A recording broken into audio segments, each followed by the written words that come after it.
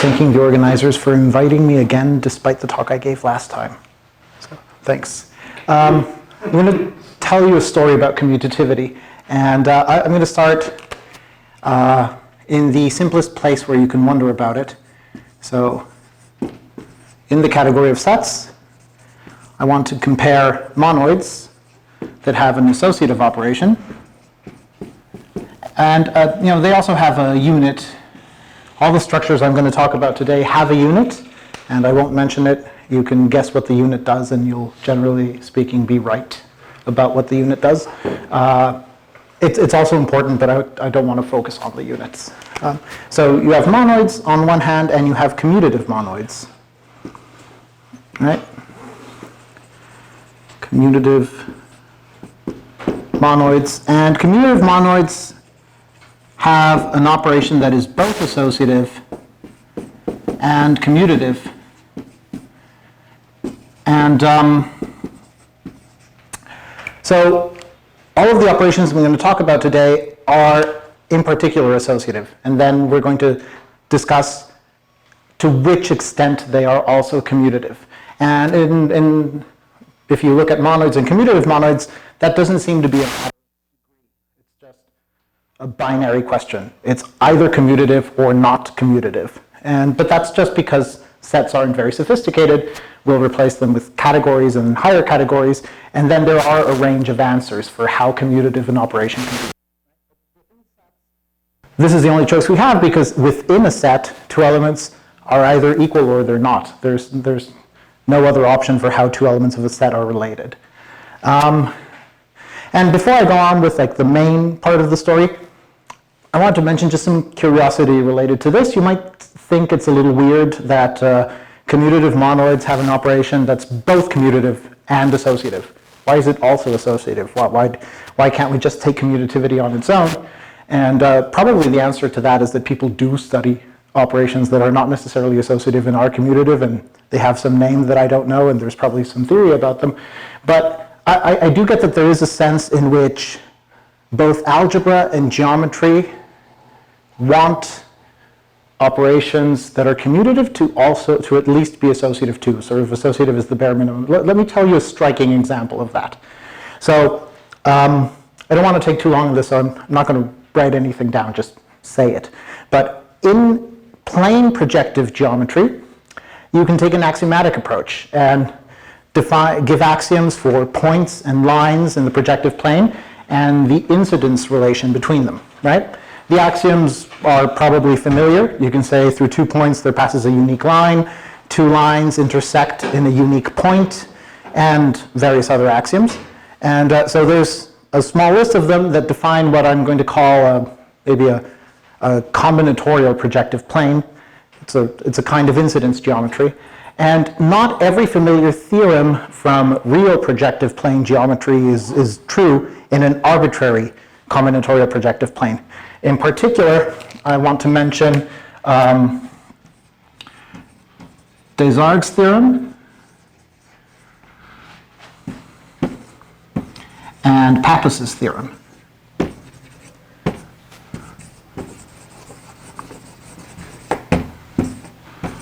So for what I'm going to say, it doesn't really matter if you know what these are, but I'll just remind you quickly.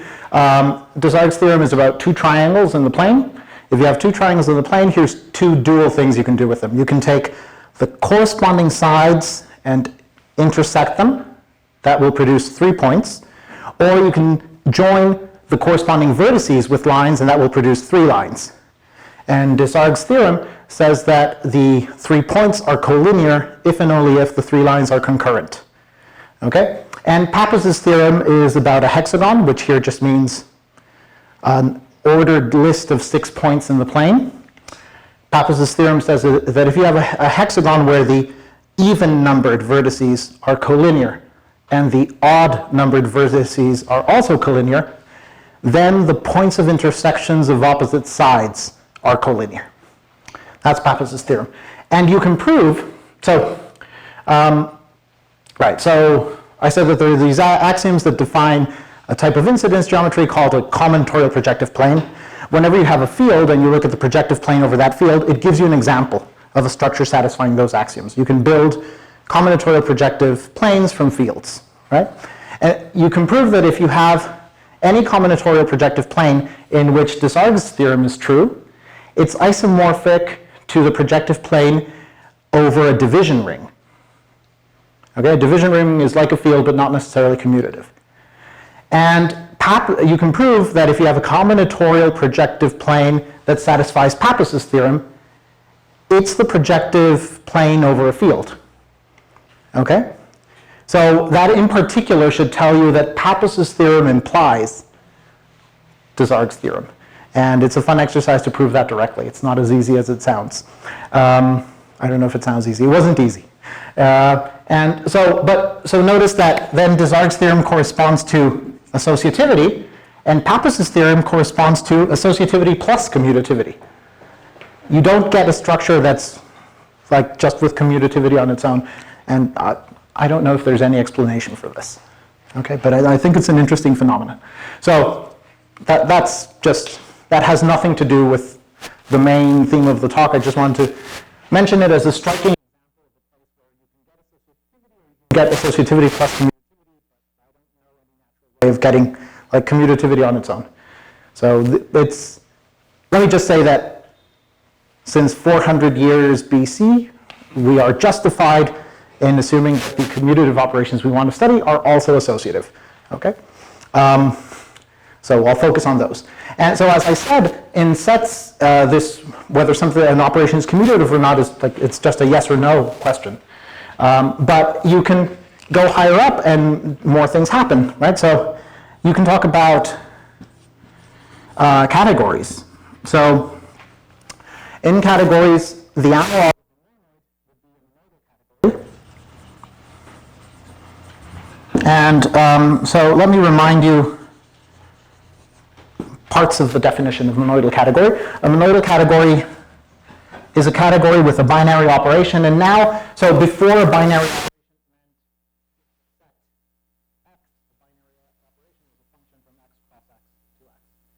now for a category, a binary operation is just going to be a functor from C cross C to C. Functor of two variables, typically called the tensor, right? And in a monoidal category, this operation is associative, and this associativity is a categorification of this, right? Now, if you are a hardcore category theorist, you might think, your first instinct might be, if I want to categorify an equality, what I do is I replace it with a morphism instead of an equality. I am not a hardcore category theorist. I'm a topologist. So for a topologist, this is a little bit unnatural. We categorify by replacing equalities with isomorphisms, not with arbitrary morphisms. You can also study what happens if you use arbitrary morphisms, but as I illustrated yesterday at lunch, I don't really know anything about that, and it has subtleties that escape me. So I'll focus on things where, which is, right. So a homotopy theorist will try to think of everything as a space, and this is a path between 2 points in the space. The point is that paths are automatically reversible. So in a monoidal category, instead of an equality like this, you will have a morphism, an isomorphism like that, which of course this depends on the three objects, right? And it should be natural in each variable, right? And so first of all, these are useful.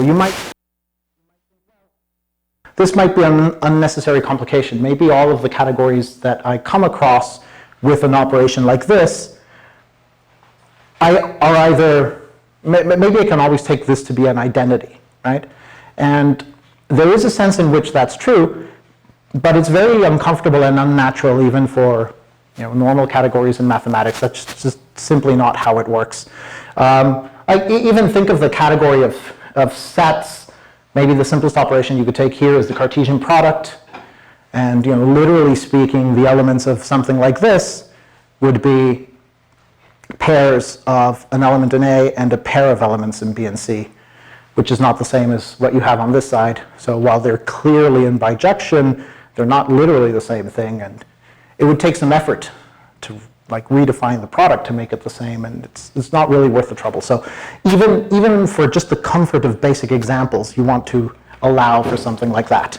And but so I mean, the first surprising thing is that it's not enough just to require that there is an isomorphism like this. It's not useful unless it satisfies some conditions.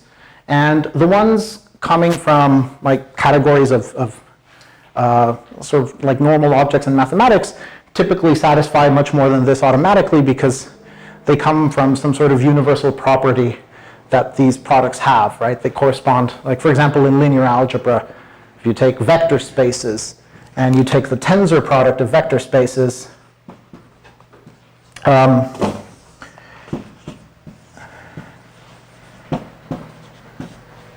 right, so how do I know that the tensor product of vector spaces comes with an isomorphism like this? It's because I can say that linear maps from a tensor product of two spaces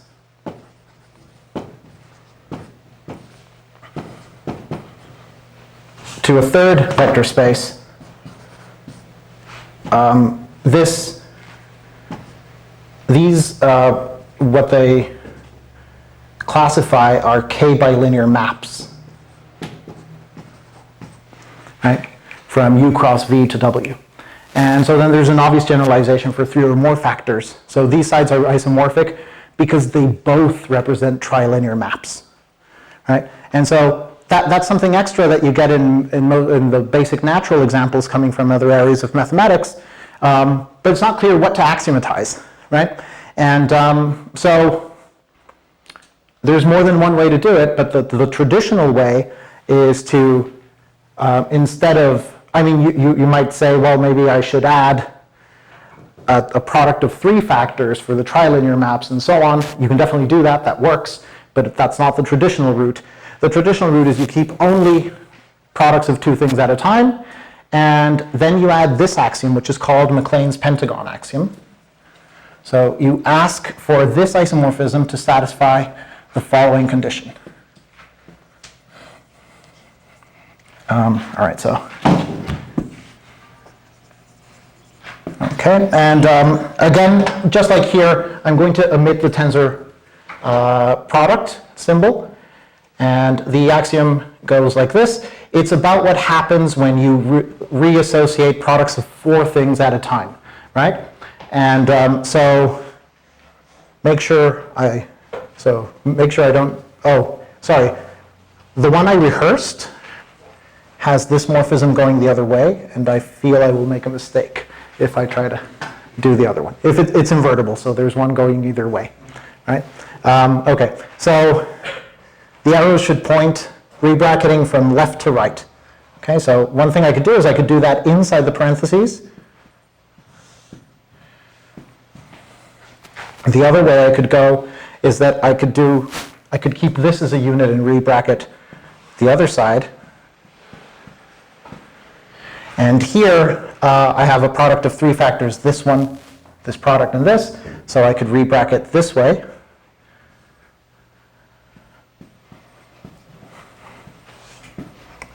And similarly here, so which is the missing one? A, B, C, D. You get from here to here by rebracketing inside these ones. And you get from here to here by rebracketing the A, B, and the C, D as a unit, right? So that is the pentagon. And so from here to here, you get this composite, and you get this composite, and you ask for them to be equal. Okay? So that's Maclane's pentagon axiom. And as I said, in cases like vector spaces or sets with Cartesian product, where there is this notion of like a morphism of two variables, you can prove this by just using the identification of all of these with like morphisms of four variables when you map into a fifth object. Okay. All right. So this is already maybe a little bit surprising. How do you know that's the right axiom? Well, there are theorems that tell you it's the right axiom. There's the coherence theorem, for example, that says that if you have any diagram made up of just the associator, and here I also, as I said before, there's a unit, and there's a unit isomorphism constraint that I didn't write about, but if any diagram you make up just out of those, that should commute, that any diagram that you make out of those just commutes, right? And it's an interesting fact and not at all obvious that the pentagon and the ones for the unit that I'm not writing down are enough to imply this for every diagram. The same thing happens at the level of monoids, we just don't notice, right? So the associativity for monoids just says this. And this is enough to prove that if you have a string of n elements in a monoid and you parenthesize the product any way you want, and there's lots of ways to do it, they all give the same answer, right? And you can prove that just from this, but people often don't. But it was an exercise when I took group theory. You prove it by induction. It's not hard, but I think the hardest part is noticing that you have to do it. All right, so that's a monoidal category. And there's also an analog of the commutative monoid, which is a symmetric monoidal category. So here, you can have category. So the examples I mentioned of monoidal categories were all symmetric, right? I mentioned vector spaces with a tensor product. I mentioned sets with Cartesian product. There are other things, like you can take endofunctors in a category, and the operation is composition. That you clearly would not expect to be commutative because it's just like composition of functions. So there is a definition of a symmetric monoidal category. And that is a monoidal category with some further structure. So it still has the just as before, and they satisfy the same conditions as they did before. But additionally, you want a sense in which the tensor product is symmetric, is commutative. And that would be a natural family of morphisms from the product in one order to the product in the other order. And then you have to figure out, well, what should I require of this family of isomorphisms? If I had to require something for alpha, surely I should require something for sigma. Again, the answer has MacLane's name in it. There's the MacLane hexagon. And I'm going to pretend that this one, the associativity constraint, is the identity. That's the usual thing to pretend when you write this down so that the diagram doesn't get too complicated. So if I'm assuming that, if I'm pretending that that's the identity, I can write products without parentheses. And so I'll just focus on the changing of order of elements, right? So you can start with A, B, C. You can swap B and C, or you can swap A and B. And from here, you can swap C and A. And here I swapped these two so I could do the other two. You can swap C, A. You can get from here to here by swapping C and B. You can get from here to here by swapping A and B. Right? So each of these denotes the application of sigma to some of the factors and the identity on the third factor. Okay? And again, you require this to commute. That's the axiom. Okay, and again, how do you know that this is enough? There's a coherence theorem that tells you that any diagram built out of the associativity constraint, the symmetry constraint, and the hexagon will commute. Okay? All right, so here, I mean, these are the standard way these definitions are presented, and I'm trying to make it sound like it's awkward. Does everybody feel that these definitions are slightly awkward, and you'd want a machine that produces them for you, for which you can tell, oh, these are all the definitions I'll ever need for kinds of commutativity in a category. I want something that makes them sound less mysterious. I want them to come out of something. So I'm going to give you an anachronistic answer of where they come from. This is not the historical development, but it's the answer that you would get from homotopy theory. Okay? All right, so first of all, I should point out that there is a third degree of commutativity that you can have at the level of categories. That is not commutative at all. This is as commutative as possible, And there's a, yeah, sorry, I even forgot to mention the other condition. Right, so yeah, so if the operation is really commutative, you expect that if you do the act of commuting elements with each other twice, you get back to where you started, which means, so normally I haven't been labeling which application of the constraint I'm using, but here I will, just to make it a little bit clearer. This is the AB component, and then you can apply the BA component. That's a different component of the same natural transformation, right? And I'll ask for this to be the identity, okay? So in a symmetric monoidal category, you ask for this to happen. If you swap the order of two factors and swap them again, you didn't do anything, okay? Which seems natural and certainly happens in the examples I mentioned of vector spaces and tensor product or sets and Cartesian product. But there is a third notion of monoidal category, which is intermediate between those, and it's called a braided monoidal category. So that's already something new compared to monoids. Braided monoidal category.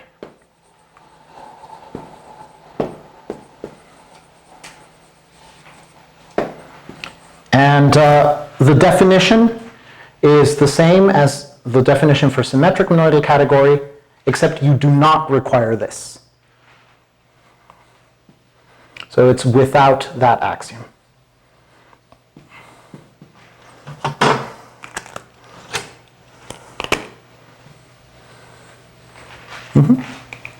Okay.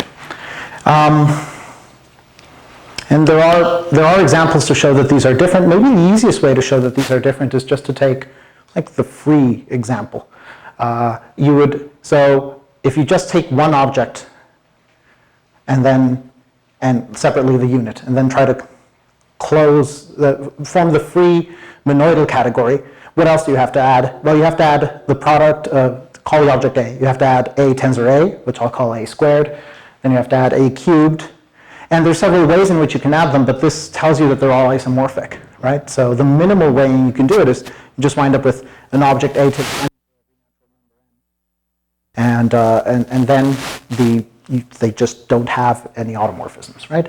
But if you want to take the free symmetric monoidal category, you have this extra thing to deal with. It goes from, for example, from A squared to A squared, right? The fact that you're requiring this in a symmetric monoidal category tells you that in the free symmetric monoidal category on one object, the endomorphisms of A squared are a copy of Z mod 2. Right? There's the sigma and it squares to the identity. And in the free braided monoidal category, the automorphisms of A squared will just be a copy of the integers, because there's no, well, I mean, you'd have to prove that, but it turns out that there's nothing forcing any iterate of sigma to be the identity. Okay? Right, so, I mean, we'll see better examples later on. So, what I want to talk about is like a uniform way to get all of these definitions, right? And the answer I'm going to tell you about comes from homotopy theory.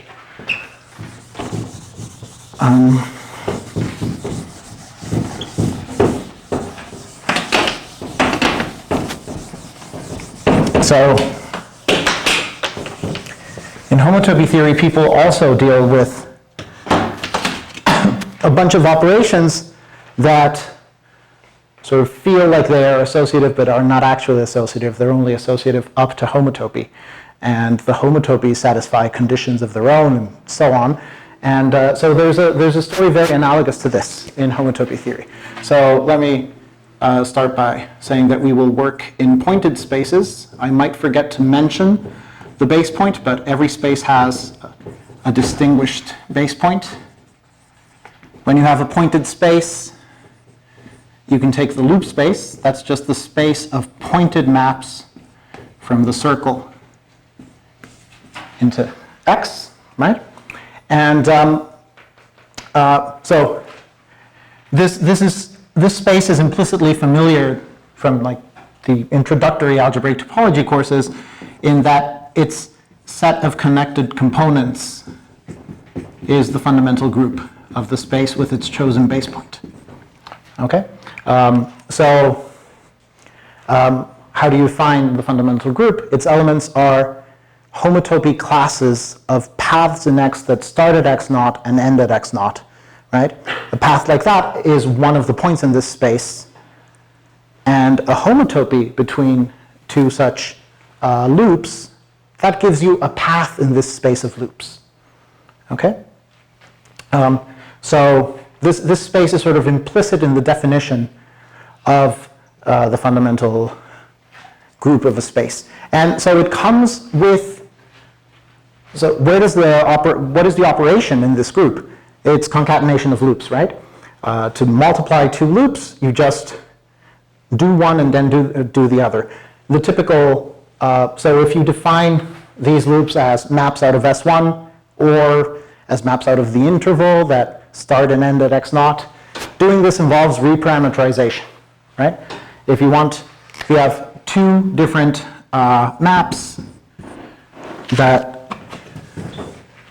yeah, maybe let me mention the interval version since that's maybe the most classical one. So I can represent a loop as just a function from the interval that sends both endpoints to X naught. And if I have two of them, I can concatenate them by defining a new path that just does the first one at twice the speed and then does the second one also at twice the speed. Right? But this involves reparameterizing the domain of definition of alpha and beta so that both of them together fit in the interval 0, 1. And that reparameterization is what keeps this from being associative. Right? If you just draw the picture, it certainly looks associative, but you have to pay attention to how fast you're going when you draw the picture. Right? So if you compose in one order, and just to make this completely clear why it's not exactly associative, if you compose the loops in this order, alpha and beta each take a quarter of the time, gamma takes half the time, and here it's different. Gamma and beta take a quarter of the time, alpha takes half the time, right? Okay, so but then this thing does have an operation, this concatenation of loops with reparameterization, right? I'll call it mu. There is an operation like that. It's just not associative, but it is associative on the level of homotopy because these two paths are homotopic. So this is not an associative operation, but once I apply pi naught to everything,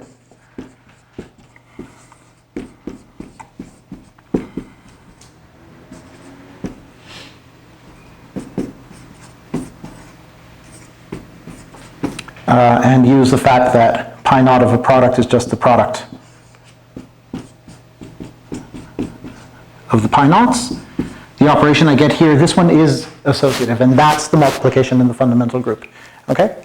So in homotopy theory, there's the source of operations that are associative, but only associative up to homotopy. And the analog of this MacLane pentagon is just true. You can produce that structure for this composition of loops. Okay? How do you interpret it in this case? So here, each of these would stand for a loop. This stands for the concatenation, right? And these morphisms are specific homotopies that you get between them using the homotopy that relates these two, that just reparameterizes those three intervals, right? It just moves so here, to define this, the interval is subdivided into three parts. You just slide the division points from the ones used here to the ones used there, right? And you use that to produce specific homotopies between these loops. And then what you want to say is that the homotopy you get by gluing these three together and the homotopy that you get by gluing these two together, well, they're not the same, but they are homotopic to each other. So the MacLane pentagon in a loop space, well, what takes its place is the existence of a homotopy between homotopies that shows that this homotopy is equivalent to the other one. Okay? All right, so then, but then the structure in a loop space does not stop there. This homotopy between homotopies also satisfies a condition. And if you wanted to draw it, you could draw it the same way I drew here a pentagon. You would draw a three-dimensional polytope, which is called the three-dimensional icosahedron.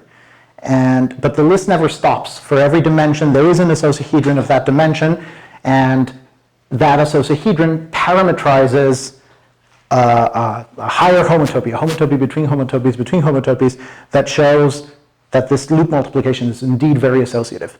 And so one time I gave a talk and I wanted to have the third dimensional icosahedron. I don't trust myself to draw it in real time, so that time I prepared the blackboard ahead of time and dramatically revealed it at this point in the talk. But here I did no preparation, so sorry, you don't get to see a picture of the icosahedron. But it has, some faces are pentagons and some faces are quadrilaterals. It's maybe more interesting than you would expect. Okay, it doesn't matter. It's what you get by thinking of all the possible ways of reassociating products of 5 things. Okay? All right, but there is a way to tame all that complexity and pull all of these things together into one single structure. And to describe that, I'm going to take a little break from loop spaces to just say what operads are in general, and then I'll tell you which operad is the one that you can use to control all of these different associative, all of these different homotopies showing how associative the composition of loops is. So let me just talk a little bit about operads. Let me see how I'm doing for time. Okay, so let me just give, well, not the definition because that takes a while, but let me give you most of the definition, the interesting parts of the definition. So an operad is something that you can take in, say, a symmetric monoidal category.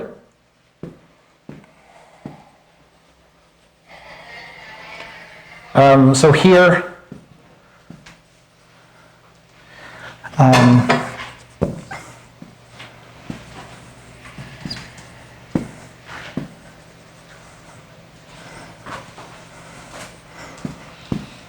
here, the operad I'm going to use to describe that kind of multiplication, for that one, the symmetric monoidal category I'm using is topological spaces with the Cartesian product. And that's sort of the main example, and operads were invented for this example. But they're generally useful everywhere.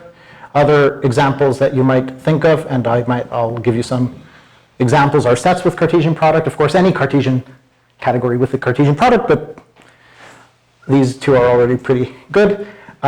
You could think of maybe abelian groups with a tensor product, or say chain complexes of abelian groups with the tensor product of chain complexes.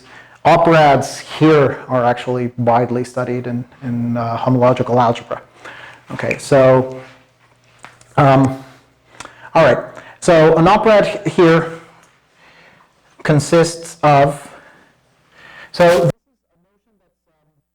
if you haven't seen it before, it's pretty similar to the clones that Edith was talking about. I'll point out some important differences though. So it consists of, first of all, a sequence of objects of V, okay? And the nth one comes with an action of the symmetric group on n letters. And you should think of, so if you can think of the objects of V as having elements, maybe points in a space or elements of a set, you should think of the elements of O of n as n-area operations, just as they were in Edith's clones. They're n-area operations. And so an operation, you can apply it to n different objects, but you could permute those objects. That's why the set of operations naturally comes with an action of the symmetric group. What does an action of a group on an object in a category mean? This just means a group homomorphism from here to automorphisms. Okay. And so the second thing it comes with is composition functions. You can compose these operations just like you could compose the operations in a clone.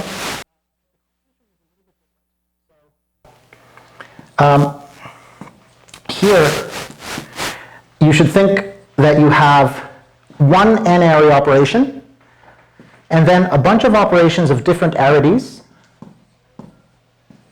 n different operations altogether, right? So the thing is, unlike with clones, we're not going to repeat variables.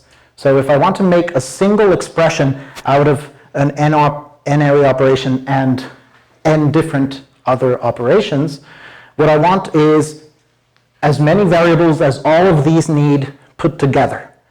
And I'll put the first group of variables into this operation, then a fresh set of variables into this operation, and so on.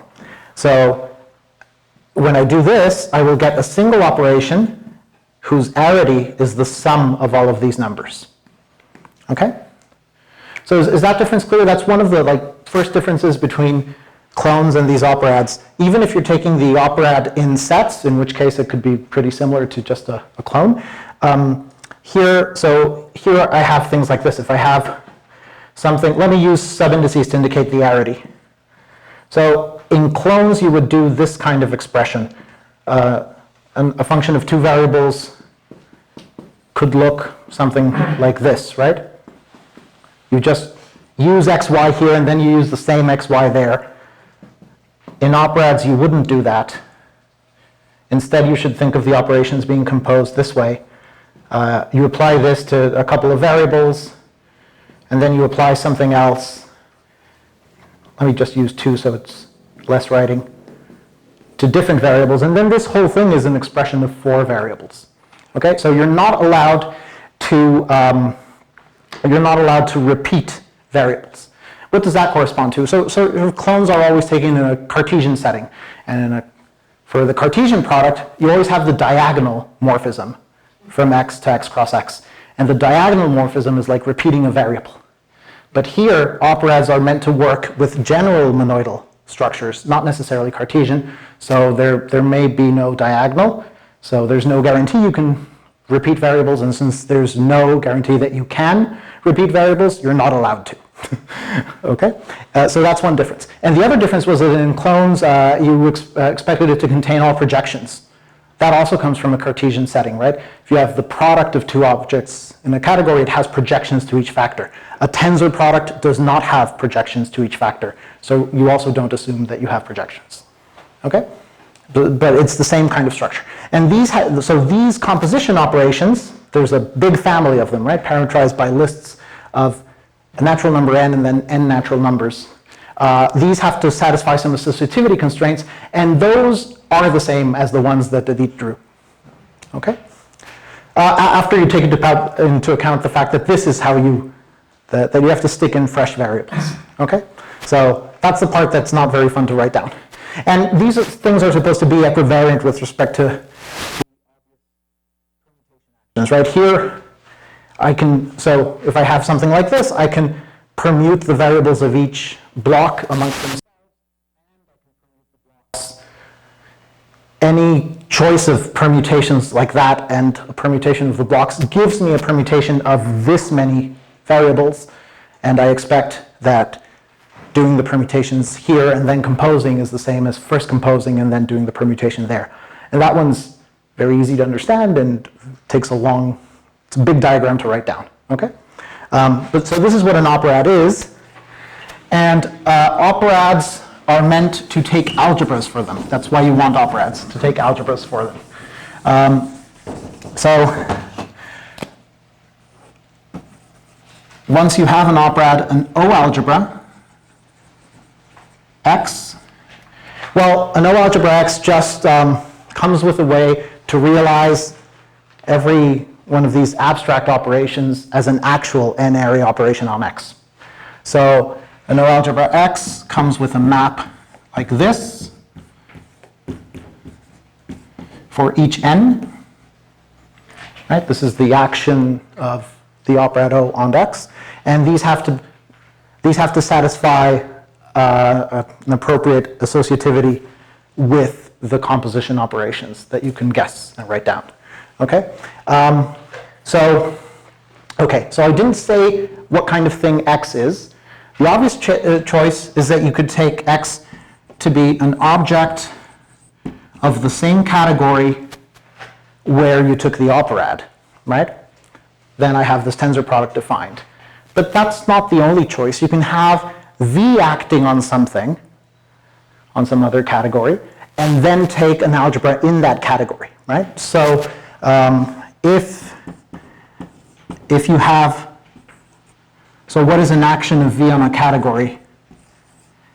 It's, let me write it like this. So it's something where the definition looks almost exactly like the definition of monoidal category, except that, you know, some of the objects are coming from V instead of C, and so the associativity constraint is a little mixed. It involves comparing this with this. Okay?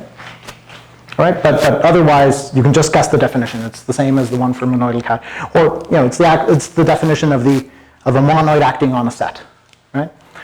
Okay, so if you have this, I'll describe this situation by saying that C is tensored over V.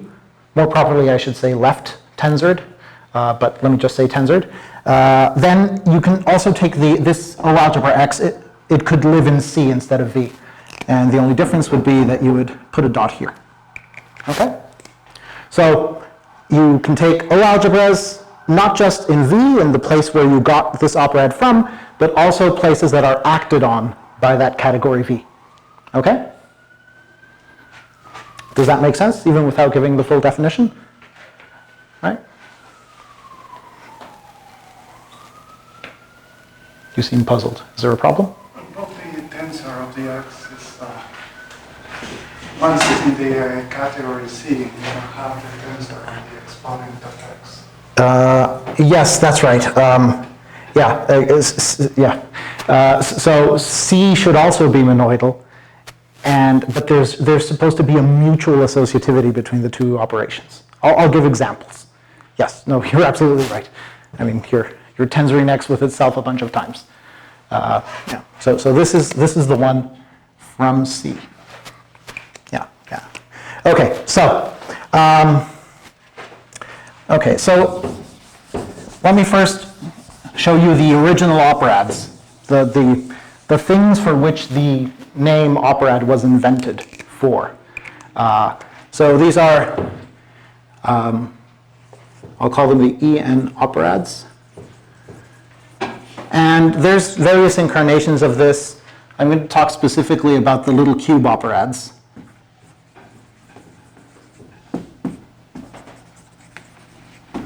And so here, these are going to be operads in spaces. The nth one has to do with n-dimensional cubes, right? But it's an operad, so maybe I shouldn't. Maybe I should call the dimension d. Okay, that way. And then n is for the arity. Okay, so the space of disjoint. I'll explain in pictures what I mean. Axis parallel embeddings of n little cubes, that's why it's called the little cubes operad, in a big cube.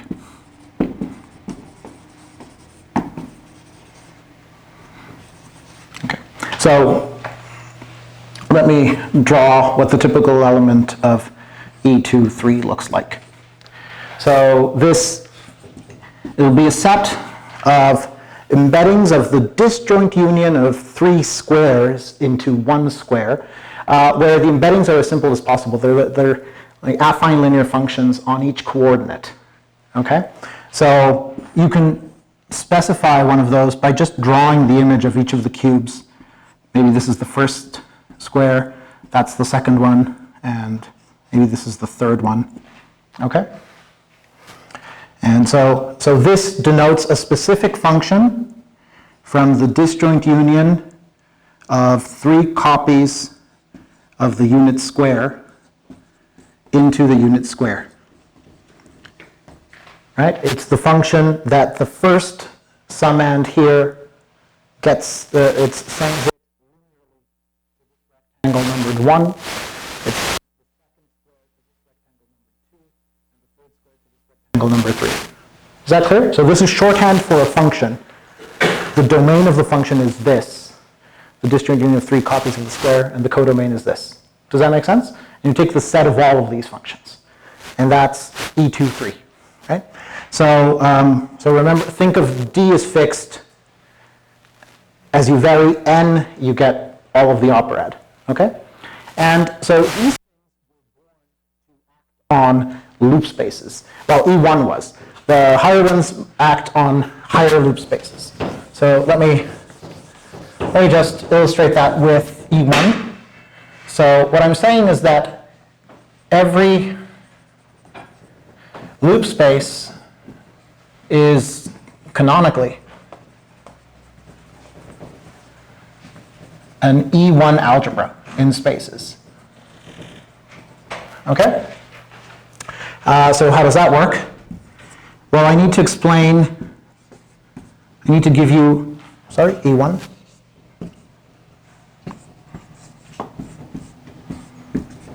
I need to give you a function like this, right? So think of loops as functions out of, right? What does an element of E1n look like? So E1n looks like disjoint embeddings of n intervals into a bigger interval. So it's like maybe the first interval goes here, maybe the second interval goes there, and there's n of them all together, right? So if I have a point of this space and I have n different loops, what I can do is reparameterize those n different loops so that they're defined on these little intervals, right? That would give me most of a function from this interval into x. I still need to divide it outside the little intervals. But on each little interval, it takes the value x naught at both endpoints. So I can just define it to be the constant x naught everywhere else, and I get a continuous function. Okay? That's this function. That process of reparameterizing all of these loops, putting them on these little intervals, and then extending by x naught to the rest of the interval to get a new loop. Okay? All right, so so every loop space is canonically an E1 algebra, and this is what E1 algebras are originally for. There's a theorem, May's recognition principle. Well, I guess for E1, this is actually in a different form due to Stasheff earlier. But the version with operads, this exact version is what you would find in May's book. So Y is a loop space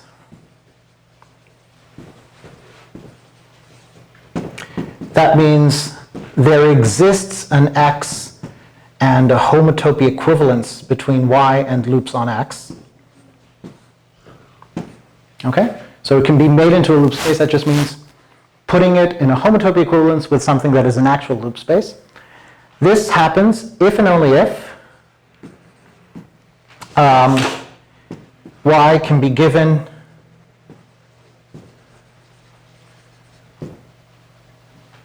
a group like, which I'll explain in a second, E1 algebra structure.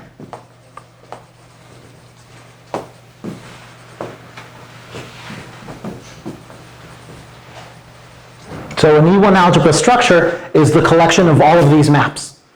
One such map for each n, all of them together, satisfying the appropriate associativity with the composition in the E1 operad. That's an E1 algebra structure.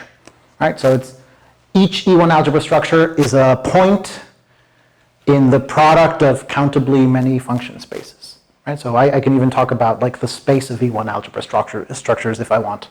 Right? And so you can give, I already said that every loop space has an E1 algebra structure, while everything that is homeomorphic to loops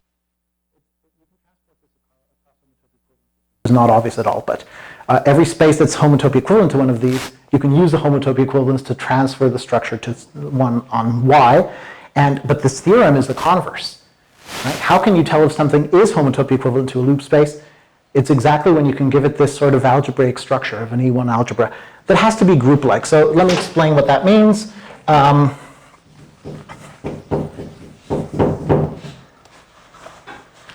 How am I doing for time? Okay, I should really hurry up. Okay, so then a group like, well, whenever you have an E1 algebra, pi naught, so if this is an E1 algebra, pi naught of this becomes a monoid. If you, maybe I shouldn't explain that. I don't want to get bogged into that, but there's a canonical way to turn this into a monoid, and group-like just means that that monoid that you get is a group. Right? Being a group is a property that a monoid can have or not have. It's not any extra structure. Okay. Yeah, so basically just pick any point in E1 of 2. Multiplication on pi naught of y. It's easy to see. And that multiplication is associative, as you can prove using the rest of the E1 structure. In fact, you only need to go up to E1 of 3 to prove that it's associative. And so this becomes a monoid via the E1 algebra structure. And group-like means that that monoid is a group. As you sort of need to expect, because if y is homotopy equivalent to loops of x, pi naught of y is automatically a group. It's the fundamental group of x. So this had to be there. Okay? But except for invertibility, this E1 captures exactly the kind of associativity that loop composition has. Okay? And there's an iterated version of this theorem. It's loops of loops of loops of something if and only if it's a group like EN algebra. Okay? That's what the EN operad was invented for, to describe exactly what kind of structure the composition of something that's an iterated loop space has. Okay? And so this is the commutativity hierarchy. I'm saying that an EN operation is more and more commutative as n gets bigger and bigger. And so one basic when n is 1, pi naught of this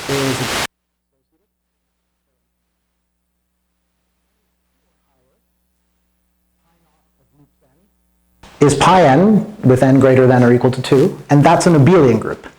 So there it already becomes commutative. So finally, what I wanted to say is that there are other contexts in which you can take EN algebras, and so these operads were in topological spaces with the product, right? If I can get that monoidal category to act on another category, I can take the algebras there. So you can get actions of that on other categories by truncation. So let me just show the two first cases of that. So if I want spaces to act on sets, I can define this just as taking the product with x naught. Okay? That's an action of this category of topological spaces on the category of sets. Category of sets is also symmetric monoidal with the Cartesian product, and that kind of mixed associativity is satisfied. So I could take EN algebras in sets, right? And if you do E1, so maybe I should make a little table, maybe here. So,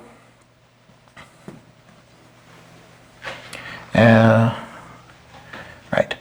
So if you take, so here's the category, here's the n. If I take E1 algebras in sets, that's related to what I said here. If y was a loop space, pi naught of y becomes a monoid. That is basically the same thing as saying that if I use this action of top on set to define an E1 algebra, I'll find that E1 algebras in sets are monoids. And then E2 algebras, E3 algebras, and so on. From here on, you always, if you take them in sets, you get commutative monoids.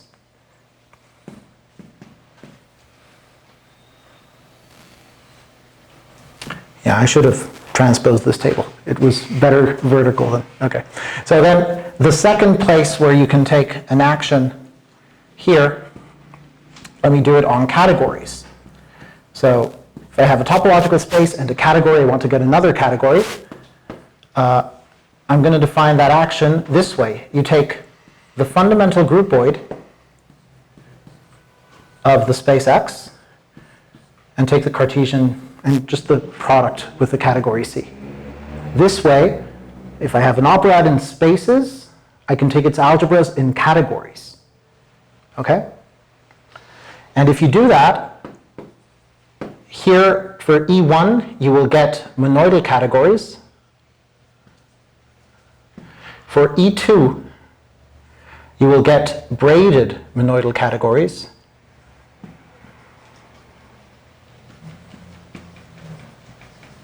And from E3 and on, you will always get symmetric monoidal categories.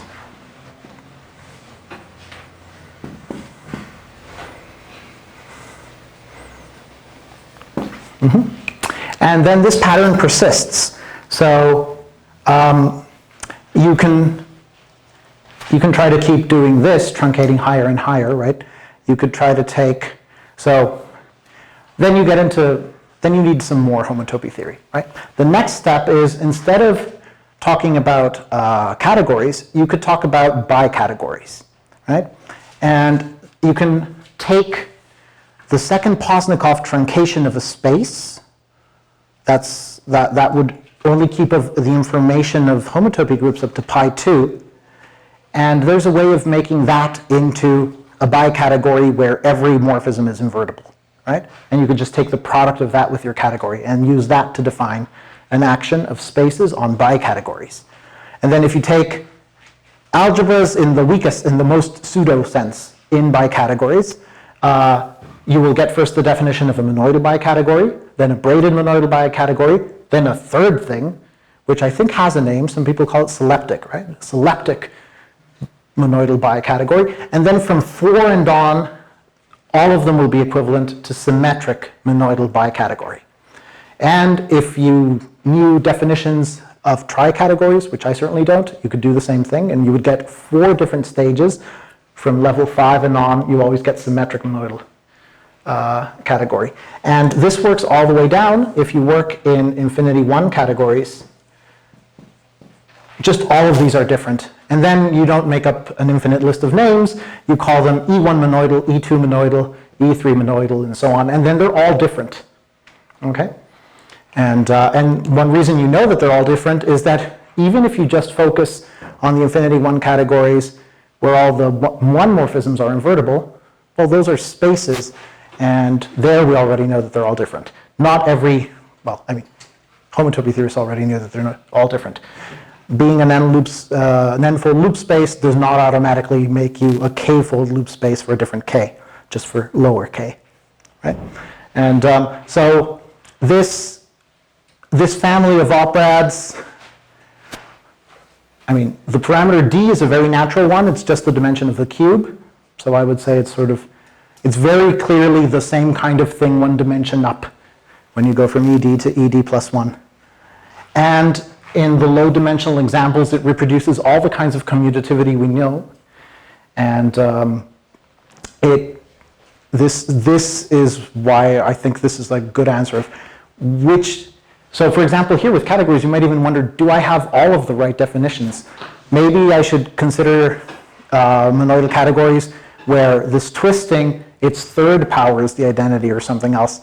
Well, they don't fit into this very natural family, just this, braided, and symmetric. There's presumably other problems with that definition, but now you don't have to guess. Is there anything else? Am I missing out?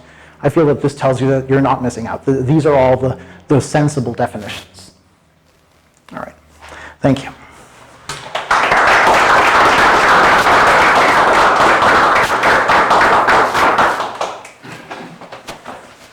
Any questions for the speaker? Here in the recognition principles, for example, when you are making a one looping, here you have the components of y is a monoid, but y it should be also a monoid, no? A two-dimensional monoid, a two monoid, no? That in order that you can associate some classifying space in order to make this looping. So I mean, the usual terminology is that X just is the delooping of Y. Yep. It's not unique. It's, I mean, so there's a better statement of this theorem where different choices of X correspond to different choices of structure here. There's an appropriate sense in which that's true. But I think I didn't understand your point. So let's go back to just one. Is that what you were asking about? No, that you can classify, you can associate some classifying space for Y. Yes, that's right. The proof of this theorem is constructive. Yeah, If you start with an E1 algebra structure on Y, there's a construction of a space X that's usually denoted B of Y, for which Y is equivalent to loops on BY. But my question is that Y, it has to be some structure of a two monoid, maybe not. It has to be an E1 algebra. That's exactly the structure it needs, and that's the reason you know that is that this theorem is true. And you need that this is a group like in order that you have that you can restrict to the component of the unit, no? Yeah. So right, there's a construction. So there's a construction that for a group like E1 algebra, Y will give you a space X and a homotopy equivalence like that.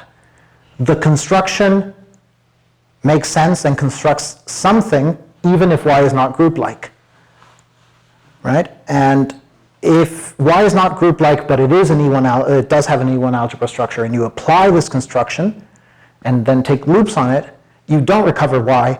You get something that's called the group completion of Y, which you should think of as Y with formal inverses for one point in each component thrown in.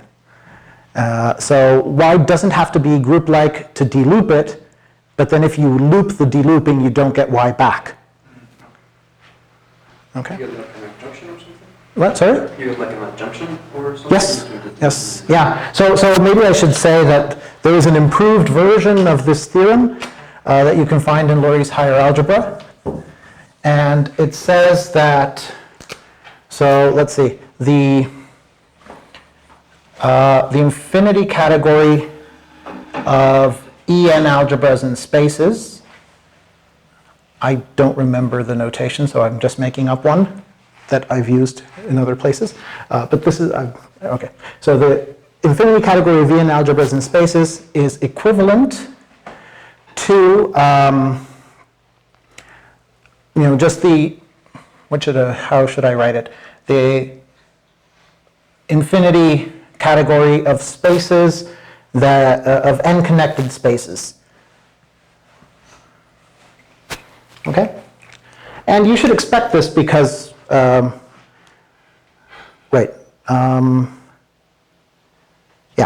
So look at just loops on X. Loops on X doesn't care about all of X. It just cares about the component of the base point, right? So I can't expect to just from the E1 algebra structure on Y, right? If the relation between Y and X is that Y is loops on X, the best I could do is get back the component of X at the identity. So I should, if I want an equivalence between E1 algebras and some kind of spaces here, I should just take connected spaces because I have no hope of recovering anything about the other components. So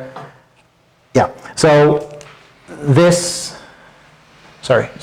means spaces, so full subcategory of spaces, just on those for which all of the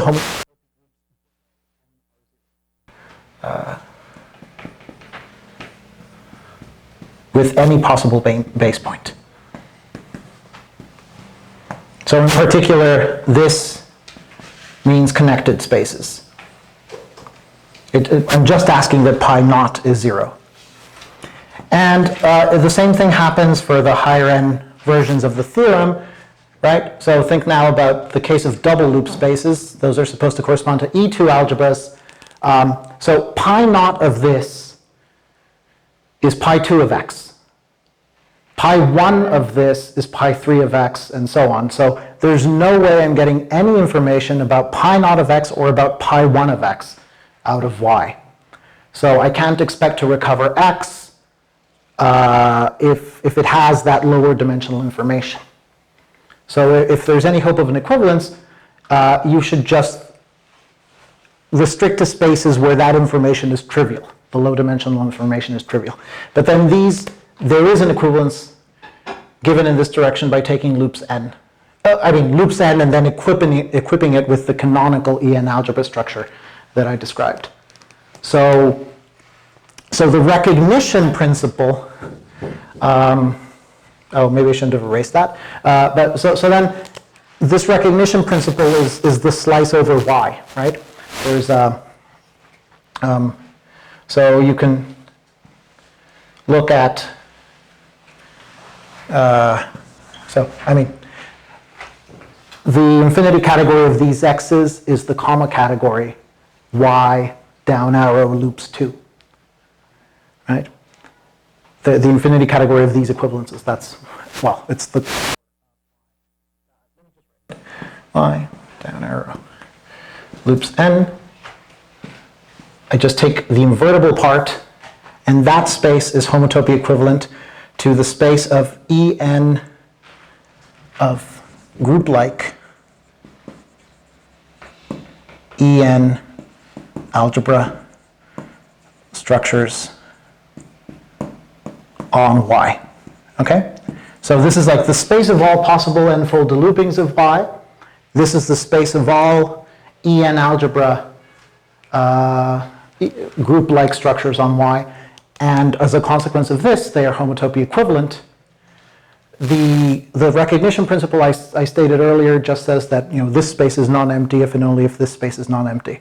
But it's much better than that. The spaces are homotopy equivalent. Okay? Does that answer your question?